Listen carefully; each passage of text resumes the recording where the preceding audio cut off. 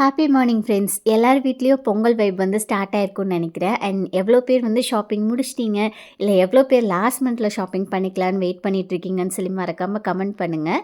எங்களோட ஷாப்பிங் முடிச்சாச்சு. இன்றைக்கி நம்மளோட சேனலில் லாங் வீடியோவில் போஸ்ட் பண்ணிடுவேன்.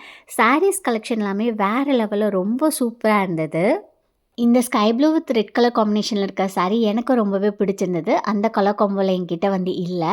க்ரீனே எடுக்கக்கூடாது, எந்த க்ரீனுமே எடுக்கக்கூடாதுன்னு ஃபஸ்ட்டே வந்து பேசிட்டோம். Because light green, dark green, பாச கலர் பச்சை, லைட் பச்சை, கிளி பச்சைன்னு சொல்லி எல்லா பச்சையுமே வந்துட்டு இருக்குது.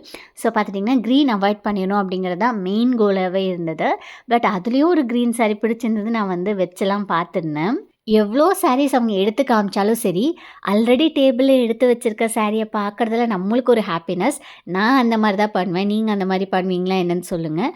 பாப்புக்குட்டிக்குமே அங்கேயே வந்து ட்ரெஸ் எடுத்தாச்சு. தேங்க்ஸ் ஃபார் வாட்சிங்.